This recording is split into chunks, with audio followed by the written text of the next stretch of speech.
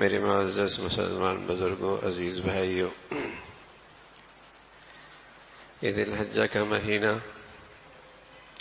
اسلامی سال کا یہ آخری مہینہ ہے۔ اس مہینے میں جہاں حج کی صورت میں اور قربانی کی شکل میں عظیم الشان عبادتیں ہیں، وہاں ایک اسلامی تاریخ کا بڑا واقعہ بھی اس مہینے کے آخر میں پیش آیا ہے، اور وہ حضرت عثمان رضی اللہ تعالیٰ عنہ کی مظلومانہ شہادت ہے۔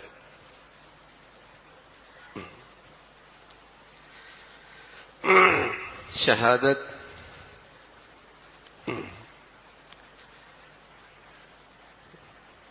اس دنیا پرستی کی زندگی میں تو شاید شہادت کی عظمت کا اندازہ نہ ہو، لیکن رسول اللہ صلی اللہ علیہ وسلم فرمایا کرتے تھے، وَدِدتُّ أَنْ أُقْتَلَ فِي سَبِيلِ اللَّهِ، میری چاہت ہے میں اللہ کے راستے میں شہید ہوں۔ ثم احیا ثم اقتل، پھر مجھے زندہ کیا جائے پھر شہید ہوں۔ ثم احیا ثم اقتل، پھر زندہ کیا جائے پھر شہادت کی سعادت ملے۔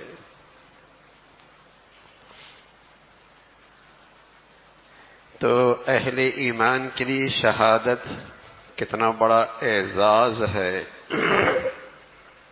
کتنے بڑے نصیب کی بات ہے کہ رسول اللہ صلی اللہ علیہ وسلم اپنی چاہت کا اظہار فرما رہے، تو یہ وہ خوش نصیب صحابی ہیں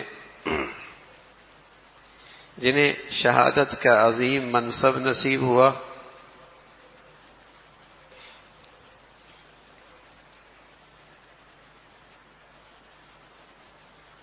اور آپ شہادت کے مرتبے پہ فائز ہوئے،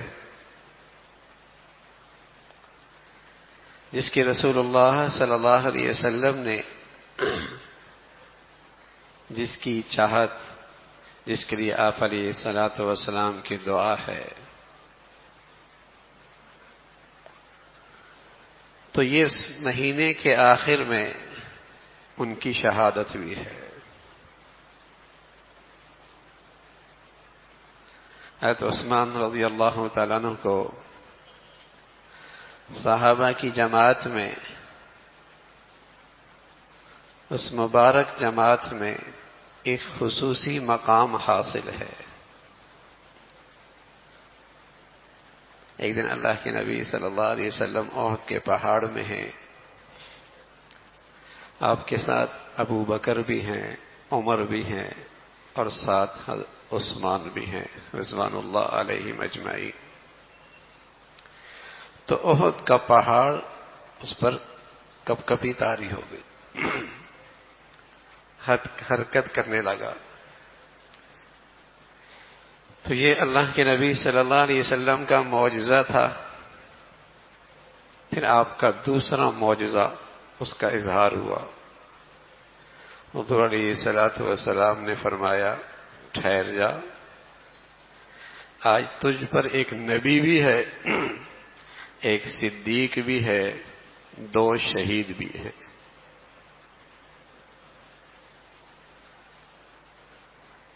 پرسکون ہو جا، تجھ پہ ایک نبی ہے، ایک صدیق ہیں، دو شہید ہیں۔ حضرت عمر کی شہادت آپ کے بعد 12 سال بعد ہوئی، اور حضرت عثمان کی شہادت آپ کے بعد 24 سال ہوئی، 24 سال کے بعد۔ لیکن اللہ کے نبی صلی اللہ علیہ وسلم اللہ کے رسول ہیں، آپ کو وحی کے ذریعے پتہ چل گیا کہ میرے ان دو ساتھیوں کو یہ شہادت کا مرتبہ ملنے والا ہے۔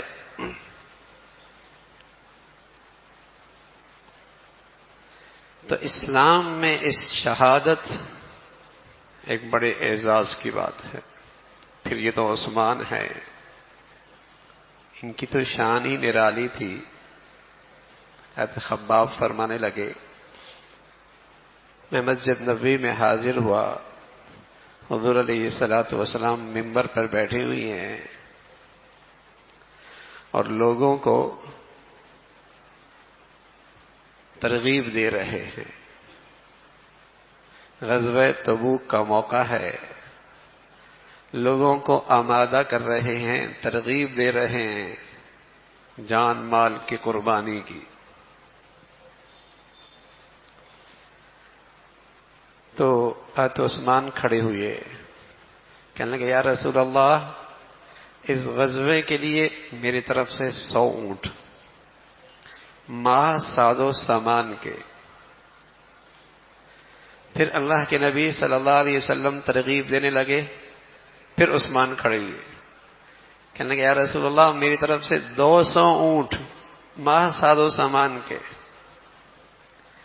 اللہ کے نبی صلی اللہ علیہ وسلم پھر ترغیب دینے لگے. عثمان پھر کھڑے ہوئے، کہنے لگے یا رسول اللہ، میری طرف سے 300 اونٹ ماہ ساز و سامان کے.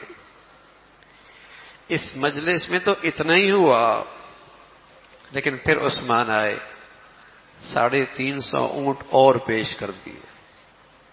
پھر حاضر ہوئے، 50 گھوڑے اور پیش کر دیے. پھر حاضر ہوئے، حضور علیہ الصلوۃ والسلام کی خدمت میں 1000 اشرفیاں حضور کی جھولی میں ڈال دی. 950 اونٹ تمام ساز و سامان کے ساتھ، 50 گھوڑے، 1000 اشرفیاں. اللہ کے نبی صلی اللہ علیہ وسلم فرمانے لگے ما عمل عثمان ما عمل بعد هذه. عثمان کو اب کچھ نہیں ہونا اس عمل کے بعد، یعنی اللہ کے رضا کے اس مرتبے میں پہنچا ہے کہ اب اسے اللہ کی رضا ہی نصیب ہونی ہے.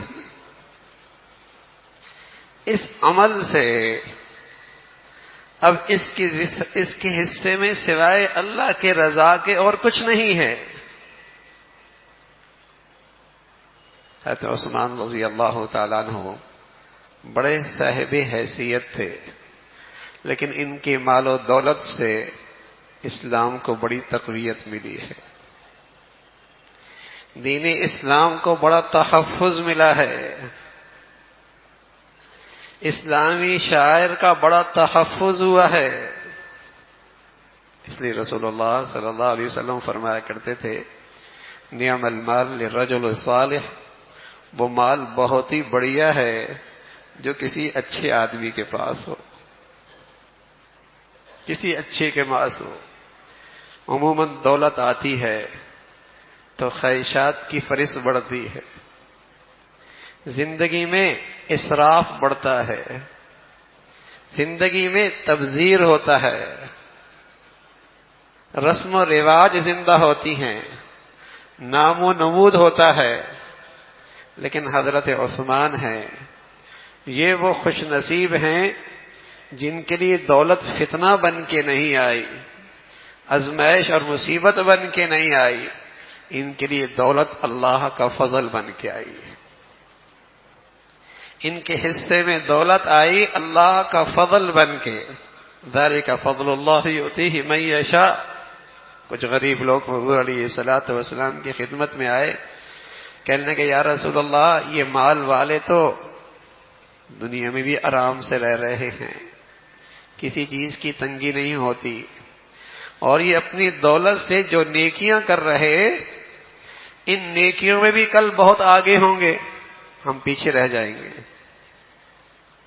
اس افسوس کا اظہار کیا.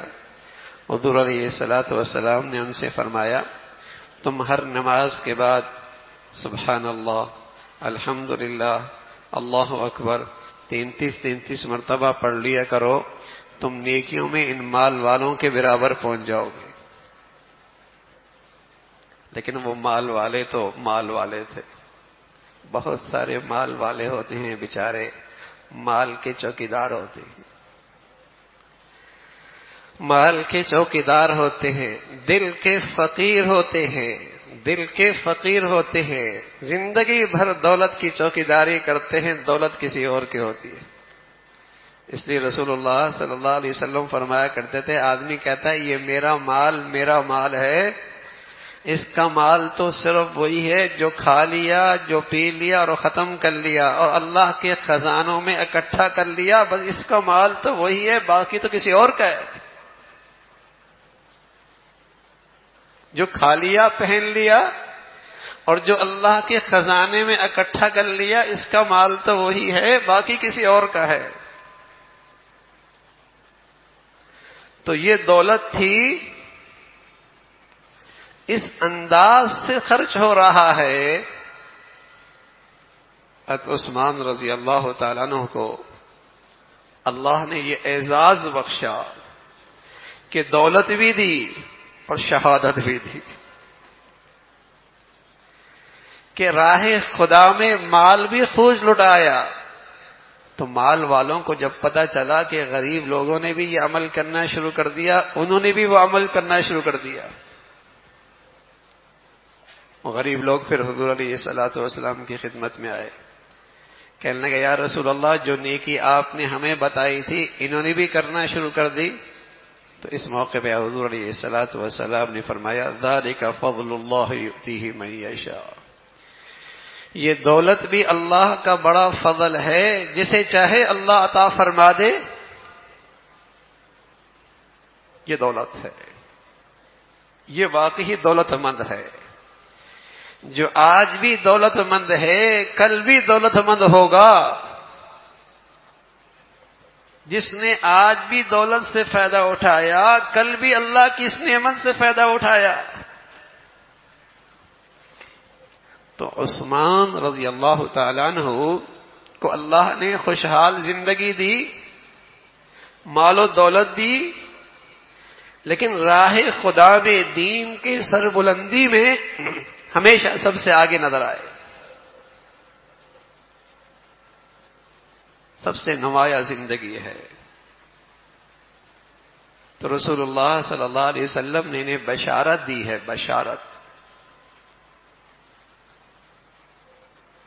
حضرت موسیٰ اشعری رضی اللہ تعالیٰ فرمانے لگے، میں ایک باغ میں تھا حضور علیہ الصلوۃ والسلام کے ساتھ،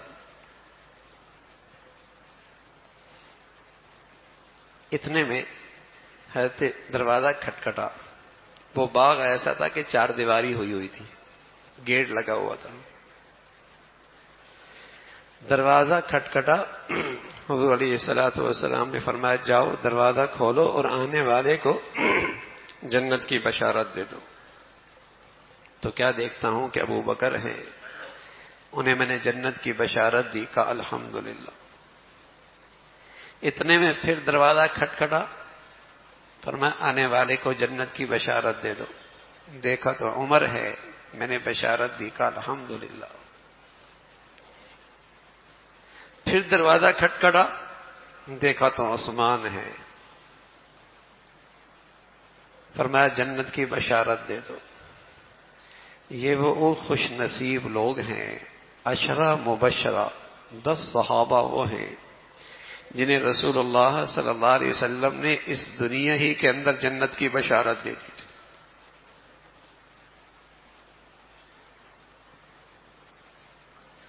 اور ایک ایسا اعزاز حضرت عثمان کو ملا جس کا تذکرہ قرآن میں، بیت رضوان، اللہ کے نبی صلی اللہ علیہ وسلم نے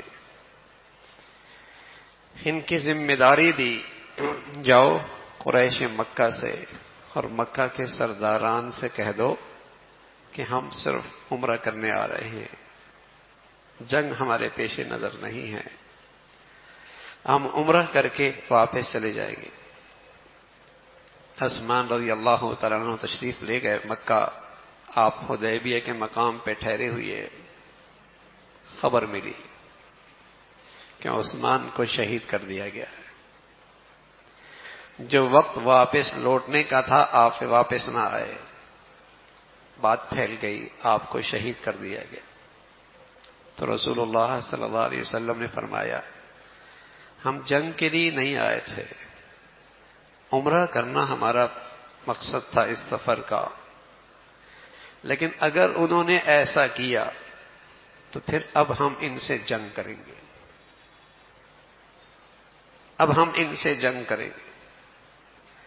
اور تمام صحابہ جن کی تعداد تقریباً 1400 تھی، حضور علیہ الصلوۃ والسلام کے ہاتھ پر بیعت کر رہے ہیں۔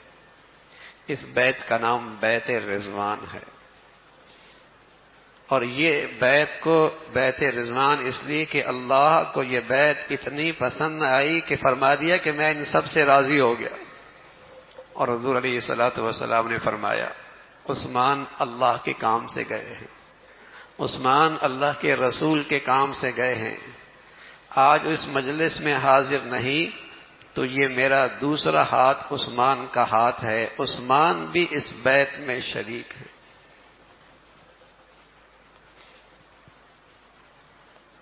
تو اللہ کے نبی صلی اللہ علیہ وسلم اس ایک خون کی خاطر جو آپ کو پتہ چلا، آپ تیار ہو گئے کہ ہم اس کا خون کا بدلہ لیے بغیر واپس نہیں جائیں گے، اور پوری اسلامی برادری یہ 1400 کی ہے، اور ہے بھی نہتی بغیر ساز و سامان کے۔ سبحان اللہ۔ تو عثمان رضی اللہ تعالیٰ کو یہ اعزاز بھی ملا ہے۔ تو آپ کی شہادت اس مہینے کے آخر میں ہے، آپ کو اللہ رب العزت نے یہ مرتبہ عطا فرمایا۔ محدثین فرماتے ہیں کہ کسی کی شہادت کی گواہی احد دے گا، بدر دے گا، حنین دے گا، کوئی میدان دے گا، لیکن عثمان وہ صحابی رسول ہیں اور وہ شہید ہیں جن کی شہادت کی گواہی اللہ کا کلام دے گا۔ آپ قرآن کی تلاوت کرتے کرتے شہید کر دیے گئے، تلاوت کرتے کرتے آپ کی شہادت ہوئی۔ تو عثمان ان صحابہ میں سے ہیں جنہیں اللہ کے نبی کے دربار میں خاص مقام تھا، حاصل تھا۔ ابو بکر ہیں، خلافت میں پہلے نمبر پر ہیں، عمر دوسرے نمبر پر ہیں، عثمان تیسرے نمبر پر ہیں، علی چوتھے نمبر پر ہیں، اور رسول اللہ صلی اللہ علیہ وسلم فرمایا کرتے تھے لوگو علیکم بسنتی وسنت خلفاء الراشدین المہدیین، جیسے میرا طریقہ تم پہ لازم ہے میرے ان خلفاء کی زندگی بھی تم پہ لازم ہے۔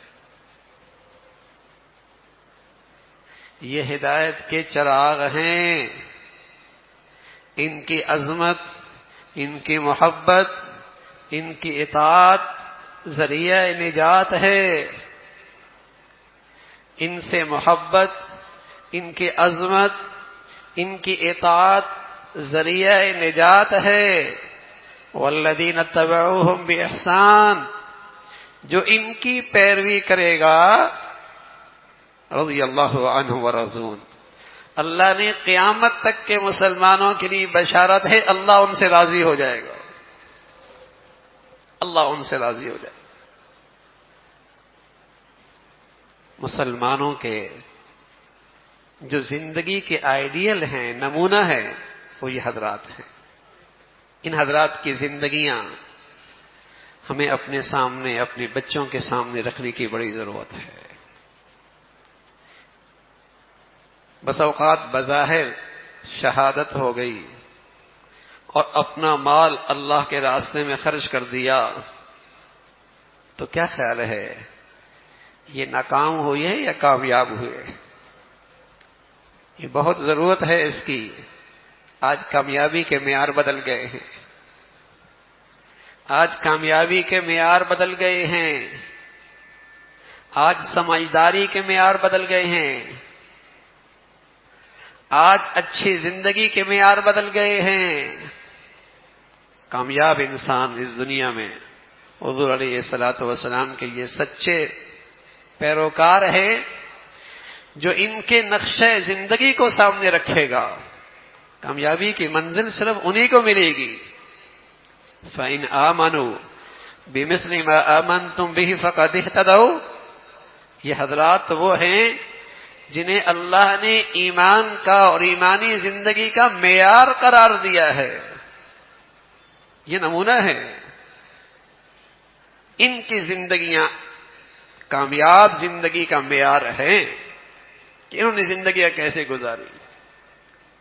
حضور علیہ الصلوۃ والسلام کی 2 بیٹیاں ان کے نکاح میں آئی.